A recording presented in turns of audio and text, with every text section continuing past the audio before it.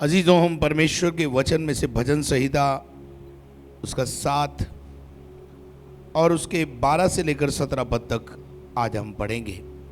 11 तक हमने पिछली बार अध्ययन किया था कि परमेश्वर का क्रोध उन लोगों पर स्वर्ग से प्रकट होता है जो सत्य को अधर्म से दबाते हैं। अब हम देखते हैं कि यहाँ भजन संहिता का लेखक आगे क्या कहता है, पढ़िए। यदि मनुष्य न फिरे तो वह अपनी तलवार पर सान चढ़ाएगा।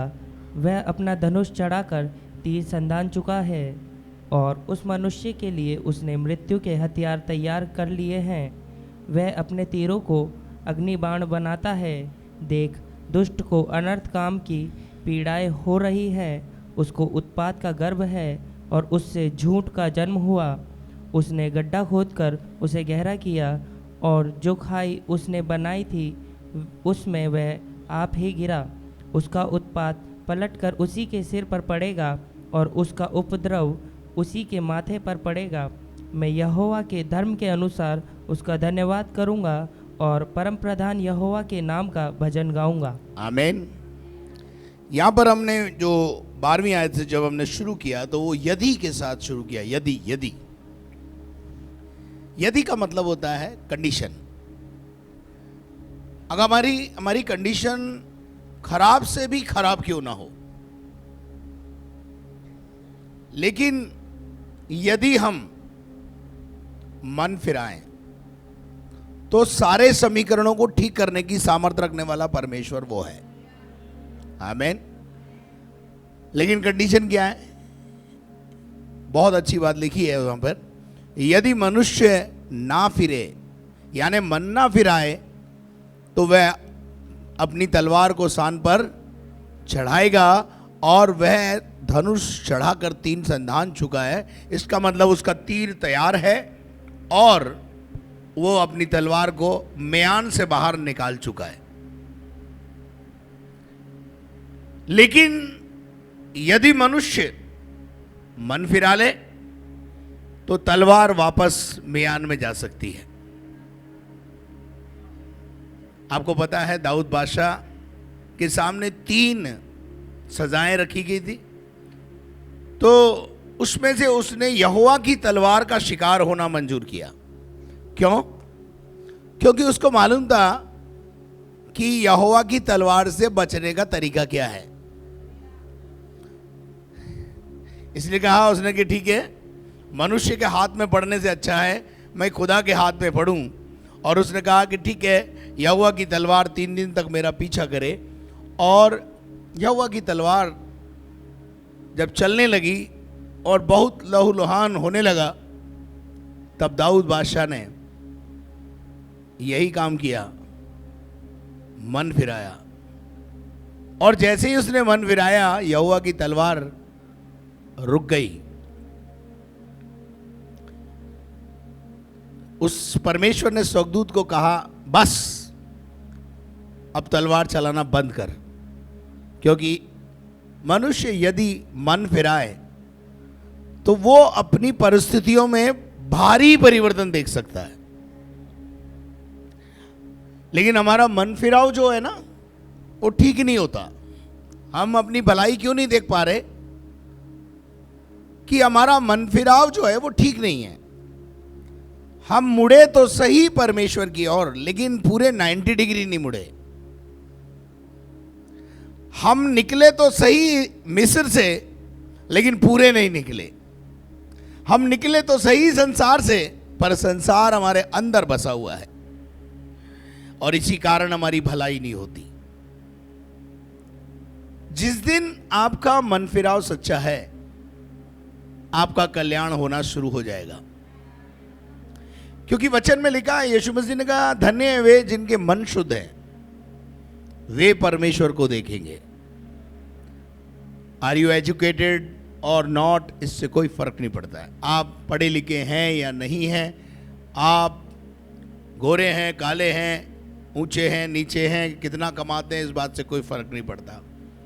अगर आपकी परिस्थितियां बिगड़ी हुई हैं, एक ही तरीका है, एक ही रेमेडी है, यदि मनुष्य ना फिरे तो वह अब तलवार से मारा जाएगा, और धनुष चढ़कर तीर संधान चुकाए। तीर संधान चुकने का मतलब है तीर बिल्कुल अब खींच लिया गया है, बस छोड़ना है। इससे पहले कि वो तीर छोड़े हमारी बर्बादी का, इससे पहले कि वो तलवार निकाले और चलाए, यदि मनुष्य मन फिरा ले तो उसकी तलवार से बचा जा सकता है। हालेलुया। 12वें पद को बाद जब हम 13वें पद में प्रवेश करते हैं तो वहां क्या लिखा, पढ़िए। और उस मनुष्य के लिए उसने मृत्यु के हथियार तैयार कर लिए। उसके मरने के हथियार तैयार हो चुके हैं। बाइबल का परमेश्वर ऐसा कहता है, हम जो धर्मी लोग हैं उनको मारने के लिए अभी तक कोई हथियार तैयार हुआ ही नहीं है। लेकिन ये किसको मारने के लिए हुआ है? जो मन नहीं फिरा रहा है, जो दुष्टता में जीवन जी रहा है, जो फिरने के लिए तैयार ही नहीं है, उसके लिए प्रभु का वचन कहता है उसके लिए मृत्यु के हथियार तैयार कर लिए गए हैं। वह अपने तीरों को अग्नि बाण बनाता है। उस मनुष्य के लिए उसने मृत्यु के हथियार तैयार कर लिए हैं। अब मृत्यु के हथियार तैयार कर लिए हैं, परमेश्वर ने नहीं किए हैं। परमेश्वर ने मनुष्य को ही ऐसी बुद्धि दी, उसकी बुद्धि को ऐसा कर दिया कि उसने अपने बर्बादी का साधन अपने आप ही तैयार कर लिया।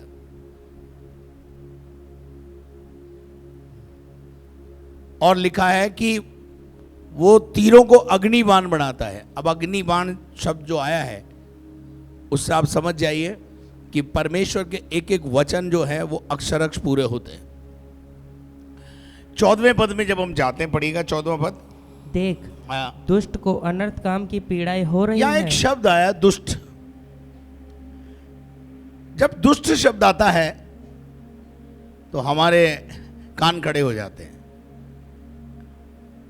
यहां पर वो कहता है दुष्ट को क्या हो रही है? अनर्थ काम की पीड़ाएं उत्पन्न होती है। बाइबल का परमेश्वर दुष्ट के विषय में बहुत कुछ कहता है। मनुष्य की सोच दुष्ट के विषय में क्या है?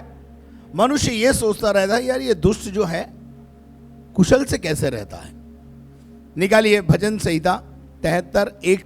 इज़राइल के लिए, हाँ, अर्थात शुद्ध मन वालों के लिए परमेश्वर भला है। हाँ, जिसका मन शुद्ध है उसके लिए परमेश्वर भला है और उसकी भलाई करेगा। आगे, मेरे डग तो उखड़ना चाहते थे। मेरे डग तो उखड़ना चाहते थे। मेरे डग जो है ना, मतलब मेरे कदम लड़खड़ाते हैं। मेरे डग तो उखड़ना चाहते थे, मेरे डग फिसलने ही पर थे। मेरे डग फिसलने पे ही थे, मतलब मैं गिरने ही वाला था। क्योंकि जब मैं दुष्टों का कुशल देखता था, मैं जब दुष्टों को कुशल से देखता था, मेरा डग जब फिसलने ही वाला था, क्योंकि मैं दुष्टों को देखता था। मैं देखता था यार ये दुष्ट तो अमीर होता जा रहा है, तो क्यों ना मैं भी फिसलने वाला था डग, मैं भी इसके साथ हो लूं, मैं भी इसका पीछा कर लूं। पर प्रभु का धन्यवाद हो कि उसने हमारे डगों को फिसलने नहीं दिया। फिसले हम नहीं। वचन में लिखा है क्योंकि जब मैंने दुष्ट को कुशलता से देखा तब उन घमंडियों के विषय ढा करता था। तब मैं क्या करता था, मेरे को जलन होती थी। हमारे पड़ोस में कोई दुष्ट रहता है, दुष्टता करता है, अकारण बैर करता है, अकारण सताता है, परेशान करता है, और ऐसी अवस्था में जब हम पाए जाते हैं तो मेरे अजीजों हमें उनसे जलन होती है, हमको डाह होती है उनसे। भजन 37:1। कर्मियों के कारण मत कुड़। कुकर्मियों के कारण मत कुड़। कुकर्मियों के कारण, कुकर्मी का मतलब है दुष्ट के कारण मत कुड़। आगे, कुटिल काम करने वालों के विषय डाह न कर। कुटिल काम करने वालों के विषय में डाह मत कर। मैं धर्मी को बोलना चाहता हूं, दुष्ट की बढ़ोतरी देखो, दुष्ट बढ़ता हुआ देखो, दुष्टता करते हुए आप जब देखो तो आप परेशान मत होना, क्योंकि बाइबल में वो लिखा हुआ है, प्रभु यीशु मसीह परमेश्वर कहता है कि कुकर्मियों के कारण मत कुड़, कुटिल काम करने वालों के विषय में डाह मत कर। मेरे अजीजों, मैं चाहूंगा कि इसके अंदर हम परमेश्वर के वचन में से अय्यूब 12:6। डाकुओं के डेरे कुशल क्षेम से रहते हैं, हाँ, डाकुओं के डेरे में क्या है? कुशलता है। परमेश्वर को क्रोध दिलाते हैं, ये लोग ईश्वर को क्रोध दिलाते हैं और वे बहुत ही निडर रहते हैं, वे बहुत ही निडरता से रहते हैं और अर्थात उनका ईश्वर हाँ। उनकी मुट्ठी में रहता है। हाँ, और उनके हाथ में ईश्वर बहुत देता है। मेरी बाइबल में ट्रांसलेशन ने ऐसा लिखा है, ईश्वर उनको बहुत देता भी है। मेरे अजीजों, परमेश्वर का वचन अय्यूब की किताब 20 अध्याय उसका 5 पद पढ़िए। कि दुष्टों की ताली बजाना जल्दी बंद हो जाता, दुष्टों की ताली बजाना जल्दी बंद हो जाता है और भक्तिहीनों का आनंद पल भर का होता है। और भक्तिहीन का आनंद जो है कैसा होता है? अब आपको समझ में आनी चाहिए ये बात। दुष्ट जो खुश हो रहा है ना, वो थोड़ा समय का है, क्षणिक है। और भक्तिहीनों का यानी दुष्टों का आनंद जो है वो पल भर का है, लेकिन हमारा आनंद सदा का है। Praise the Lord, hallelujah. हमारा आनंद सदा का है। हम इस दुनिया में भी आनंदित हैं और इस दुनिया को जिस दिन छोड़ेंगे उसमें भी आनंदित रहेंगे, आत्मा में आनंदित रहेंगे। हालेलुया। तो इसलिए कभी भी दुष्ट को देखकर कुढ़ना नहीं चाहिए। भजन 37 का 5 और 10 पद पढ़ दीजिए। अपने मार्ग की चिंता यहोवा पर अपने मार्ग की चिंता किस पर डाल दे? यहोवा परमेश्वर पर डाल दे और उस पर भरोसा रख, उस पर पूरा भरोसा रख, वही पूरा करेगा। वही क्या करेगा? वही हमारी आवश्यकताओं को पूरा करेगा। भरोसा कहीं और मत रखो, केवल परमेश्वर पर रखो। दुष्ट जब बढ़ता है तो उसको देखकर कुढ़ना नहीं है, कुकर्मियों के कारण कुढ़ना नहीं है, गलत काम करने वालों के लिए कुढ़ना नहीं है। बहुत अच्छी बात भजन संहिता का लेखक कहता है कि मेरे डग फिसलने ही वाले थे। मैं सोच रहा था कि धर्मीपन छोड़ करके दुष्टता की ओर चला जाऊं। इस हमसे तो अच्छे ये रहते हैं, ये दुष्ट काम करते हैं फिर भी आनंदित रहते हैं। मेरे डग फिसलने ही वाले थे, यानी मैं दुष्ट के खेमे में जाने ही वाला था। क्या आप मेरे साथ हैं? डग फिसलने का क्या मतलब है यहां पर? मतलब मैं उसके खेमे में जाने ही वाला था, पर प्रभु के वचनों के द्वारा संभाल लिया गया। हालेलुया। आप में से बहुत सारे लोग सोच रहे होंगे इससे तो अच्छा है, धर्मीपन के जीवन से तो अच्छा है उत्पात करो। लेकिन ऐसा आप सोच ही रहे थे कि भजन 73 आ गया, भजन 37 आ गया और हमारे डग जो थे वो लड़खड़ाने लगे थे, हम सोचने लगे थे, हम फिसलने ही वाले थे। प्रभु ने आके हमें थाम लिया। हालेलुया। 10 को भी पढ़ दीजिए। थोड़े दिन के बीतने पर दुष्ट रहेगा ही नहीं। पहले मैं आपको उस बात का उत्तर दूं कि हमारे डग फिसलने ही वाले थे, उसका उत्तर आपको देखेंगे आप भजन 73 का 13 पद। निश्चय मैंने अपने हृदय को व्यर्थ शुद्ध किया। अरे मैं व्यर्थ ही पवित्र जीवन जी रहा हूं। आप ऐसा सोच रहे थे कि निश्चय मैंने अपने हृदय को व्यर्थ ही शुद्ध किया, लेकिन यहां लिखा है निश्चय मैंने अपने मन को, अपने हृदय को व्यर्थ शुद्ध किया और अपने हाथों को निर्दोषता से धोया, यानी हाथों को पवित्र रखा। मैंने यहां एक सवाल लेखक के जीवन में आ गया, मैंने क्यों पवित्र जीवन जिया? मैंने क्यों निर्दोष अपने आप को बनाए रखा? मैं क्यों नहीं दुष्टों के खेमे में चला गया ताकि मैं भी आनंद करता? ये सवाल कई बार धर्मियों की लाइफ में आता है।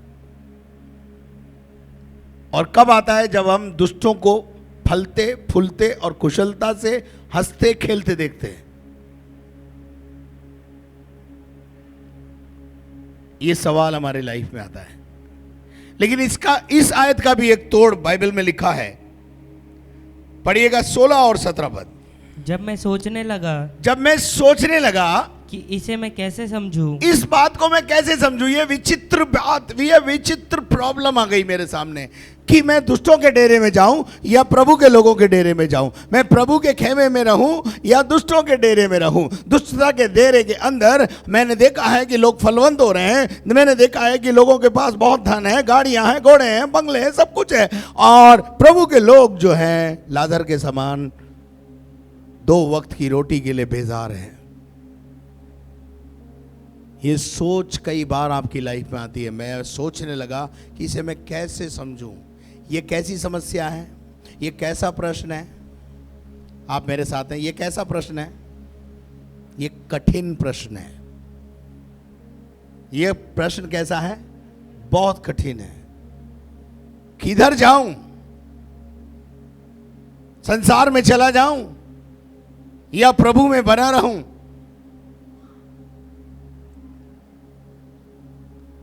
मेरे प्यारे लोगों, इसका प्रश्न का उत्तर अगले आयतों में पढ़िए। जब तक कि मैंने ईश्वर के पवित्र स्थान में जाकर। कहां गया? जब मैं ईश्वर के भवन में आया, सत्संग में आया, तब मुझे दुष्ट और धर्मी का भेद समझ में आया। तब मुझे दुष्ट की डेस्टिनेशन पता चली और धर्मी की डेस्टिनेशन पता चली। डेस्टिनेशन का मतलब होता है मंजिल। दुष्ट की मंजिल क्या है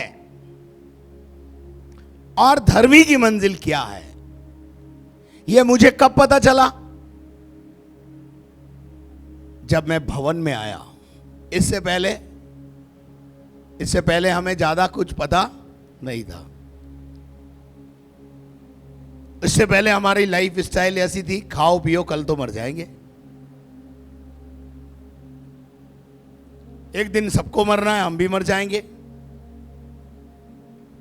ये हमारी लाइफ स्टाइल थी। लेकिन जब हम भवन में आए तो पवित्रता को जाना।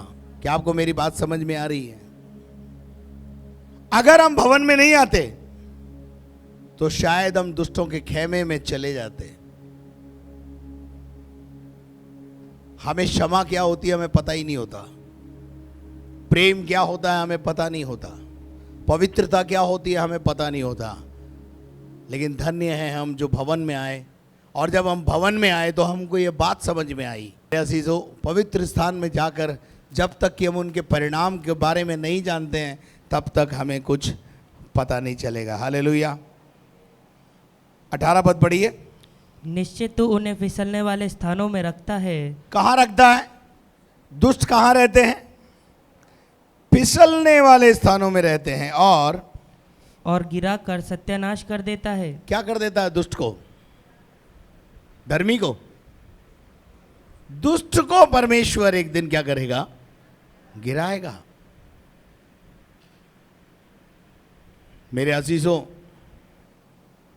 कई बार हम उस भेद को नहीं समझ पाते हैं कि दुष्ट क्यों बढ़ रहा है। हम परमेश्वर के वचन में से निकालें मत्ती का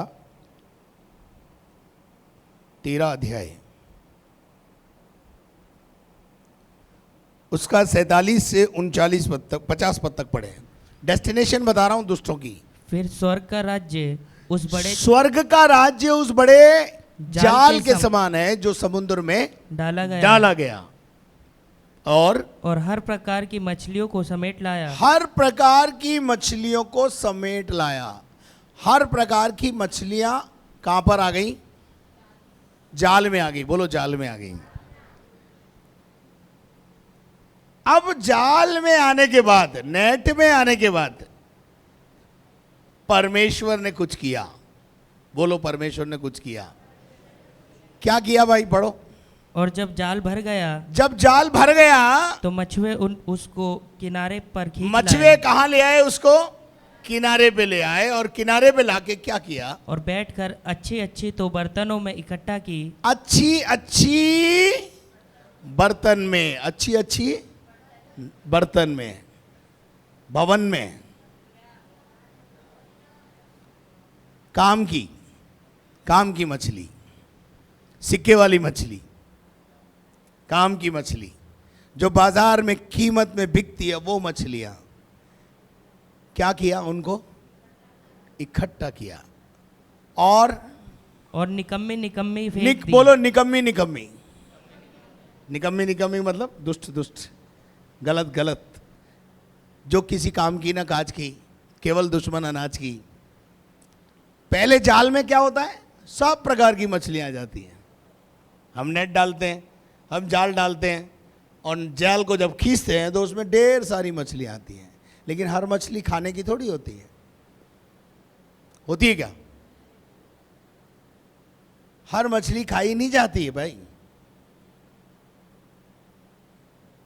फिर उसके बाद क्या लिखा है बेटा, पढ़ो। जगत के अंत में ऐसा ही होगा, जगत के अंत में ऐसा ही होगा, स्वर्गदूत आकर दुष्टों को धर्मियों से अलग करेंगे। स्वर्गदूत आएंगे और दुष्टों को क्या करेंगे?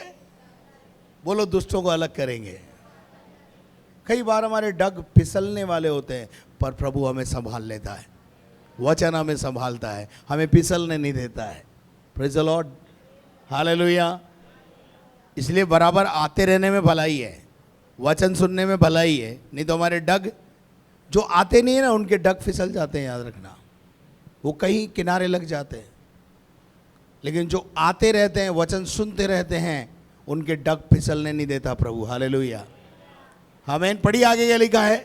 और उन्हें आग के कुंड में डालेंगे, दुष्ट को धर्मियों से अलग करेगा और आग के कुंड में डालेंगे। कहां डालेंगे, कहां डालेंगे? दुष्ट की डेस्टिनेशन समझ में आई क्या? दुष्ट की मंजिल समझ में आई?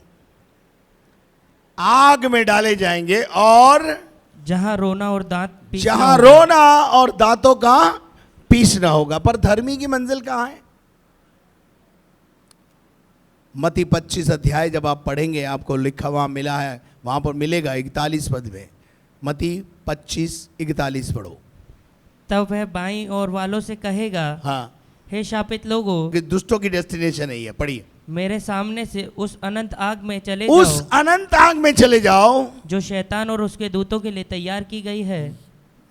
लेकिन 31 पद में क्या लिखा है? जब मनुष्य का पुत्र अपनी महिमा में आएगा, आ गया तब सब स्वर्गदूतों के साथ आएगा, आगे, तो वह अपनी महिमा के सिंहासन पर विराजमान होगा, आगे, और सब जातियां उसके सामने इकट्ठा की जाएंगी। आगे। और जैसे चरवाहा भेड़ों को बकरियों से अलग कर देता है, पहले अलगाव होगा, पहले अलगाव होगा, भेड़ अलग बकरियां अलग। आप भेड़ हो के बकरी हो? भेड़े हैं, ठीक है, अच्छी बात है। चलिए आगे पढ़िए। वैसे ही वह उन्हें एक दूसरे से अलग करेगा। पहले अलगाव आएगा, वह भेड़ों को अपनी दाहिनी ओर, भेड़ों को अपनी दाहिनी ओर खड़ा करेगा और बकरियों को बाईं ओर खड़ा करेगा। बकरियों को बाईं ओर खड़ा करेगा। और तब राजा अपनी दाहिनी ओर वालों से कहेगा, राजा भेड़ों से कहेगा, दाहिने हाथ वालों से कहेगा, हे मेरे पिता के धन्य लोगों, ओ मेरे बाप के धन्य लोगों, ब्लेसेड लोगों, आशीषित लोगों, आओ आओ उस राज्य के अधिकारी हो जाओ, उस राज्य के अधिकारी हो जाओ जो जगत के आदि से मेरे पिता ने तुम्हारे लिए तैयार किया। वो डेस्टिनेशन क्या है? वो मंजिल क्या है? स्वर्ग, अनंत काल का जीवन। दुष्ट के लिए क्या है? अनंत काल तक आग में तड़पना। लेकिन धर्मी की डेस्टिनेशन क्या है? अनंत काल तक स्वर्ग में परमेश्वर के साथ रहना। आमीन। ये कहां आके मालूम पड़ा? भवन में। इसलिए भजन 73 का लेखक बोलता है कि अगर मैं इस बात पे विचार नहीं करता तो मैं मर जाता, मेरे डग फिसल जाते। और ये विचार करने का स्थान कहाँ है? भवन है। पहले परमेश्वर सबको इकट्ठा कर लेता है, बाद में छटनी करता है। गलती से अगर जो जाल में आ गई है उसको वापस समुद्र में डाल देता है, बोले तू जा मजे करवाएंगे। मेरे प्यारे लोगों, हम वापस भजन में आएंगे, भजन 7 में 14 पद से पढ़िए। देख, दुष्ट को अनर्थ काम की पीड़ाएं हो रही है। हाँ, अनर्थ काम की पीड़ाएं होती है। वो अनर्थ काम करता है, वो उनको जन्म देता है। आगे, उसको उत्पात का गर्भ है उसको उत्पात का गर्भ है और उससे झूठ का जन्म हुआ। और उससे झूठ उत्पन्न होता है। और उसने गड्ढा खोदकर उसे गहरा किया। गड्ढा तो खोदा, लेकिन उसे और गहरा भी किया। लेकिन हुआ क्या? सुनिए, हुआ क्या? अगली आयत। और जो खाई उसने बनाई थी, जो खाई उसने बनाई थी, उसमें वह आप ही गिरा। उसमें खुद वो आप ही गिर गया। क्या आपको बात समझ में आई? नीति वचन 3 अध्याय उसके 31 पद से 33 पद तक पढ़े। उपद्रवी पुरुष के विषय में डाह न करना, उपद्रवी मनुष्य जो होता है उसके विषय में कुड़ना नहीं है, डाह नहीं करना है, न उसकी सी चाल चलना, ना उसकी सी चाल चलना है, क्योंकि यहोवा कुटिल से घृणा करता है। यहोवा कुटिल लोगों से घृणा करता है, परंतु वह अपना भेद अपना सीधे लोगों पर खोलता है। परमेश्वर अपना मर्म सीधे लोगों पर प्रकट करता है। आगे, दुष्ट के घर पर यहोवा का शाप, दुष्ट के घर पर, पढ़ लीजिए, पढ़ लीजिए, पढ़ लीजिए, अंडरलाइन कर लीजिए। दुष्ट के घर पर यहोवा का शाप, परमेश्वर की आशीष नहीं आती है, कर्ष आता, कर्ष, श्राप आता है। और धर्मियों के वास स्थान पर, धर्मियों के निवास स्थान पर आप कौन है? आप कौन है? या क्या बनने की इच्छा के लिए बैठे हैं यहां? दुष्ट बनने की इच्छा है तो भैया यहां आने की जरूरत नहीं है, क्योंकि यहां हम दुष्ट बनने नहीं देंगे आपको। धर्मियों के निवास स्थान पर उसकी आशीष होती है। किसकी आशीष? परमेश्वर की आशीष आती है। हालेलुया। इसलिए वापस आएंगे भजन 7 में। और जो खाई उसने बनाई थी, जो खाई उसने बनाई, उसमें वह आप ही गिरा। ओ, भजन नीति वचन 26 का 27 पढ़िए। जो खड्डा खोदे, जो खड्डा खोदेगा वही उसमें गिरेगा। वही उसमें गिरेगा। और जो पत्थर लुढ़काए, और जो पत्थर लुढ़काएगा वह लुढ़क कर उसी पर लुढ़क आएगा। इंसान जो बोएगा वो ही काटेगा। जो खड्डा खोदोगे आप खड्डा किसके लिए खोद रहे हो? दूसरों के लिए। पर बाइबल का परमेश्वर कहता है उस खड्डे में तू खुद एक दिन गिर जाएगा। इसलिए मेरे प्यारे लोगों, हम इस बात को समझें। 16 और 17 पढ़, वापस पढ़ दीजिए। उसका उत्पात पलट कर उसी के सिर पड़ेगा। उसी के सर पर पड़ेगा। आप उपद्रव करोगे, उपद्रव आपके ही सर पर आने वाला है। वापस टिट फॉर टैट होने वाला है। जो खड्डा आपने खोदा है दूसरे के बर्बादी के लिए, आपकी बर्बादी होगी, याद रखना। और उसका उपद्रव उसी के माथे पर पड़ेगा। उसका उपद्रव उसी के माथे पर गिरेगा। और मैं यहोवा के धर्म के अनुसार उसका पर मैं लेखक बोलता, मैं यहोवा के धर्म के अनुसार उसका धन्यवाद करूंगा। आमीन। मेरे मुंह से हमेशा धन्यवाद निकलेगा। हालेलुया।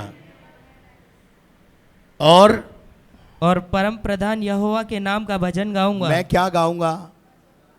मैं भजन गाता रहूंगा। हालेलुया। परमेश्वर ऐसा करने की हमें बल, शक्ति और सामर्थ्य दे। आमीन। आइए अपने स्थानों पर खड़े होकर हम प्रार्थना करें। अंतिम प्रार्थना और आशीर्वाद के साथ हम यहाँ से रुखसत हो। आमीन। जीवित और महान परमेश्वर, हम तेरा धन्यवाद, तेरी स्तुति, तारीफ, महिमा करते हैं सुंदर समय के लिए। आपके वचन से हमने दुष्ट के बारे में देखा प्रभु, जो दुष्टता करते हैं, जो दुष्टता में जीवन जीते हैं, वो किस प्रकार से अपने जीवन को बर्बाद कर देते हैं।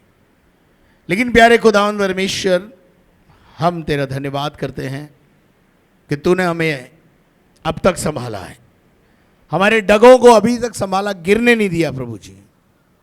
प्यारे परमेश्वर पिता, कोई भी हमारे निर्णय हमारे जीवन में ऐसे ना हो जो हम दुष्टता के खेमे में चले जाएं, गलत तरीके से प्रभु हम धन कमाने के लिए तैयार ना हो।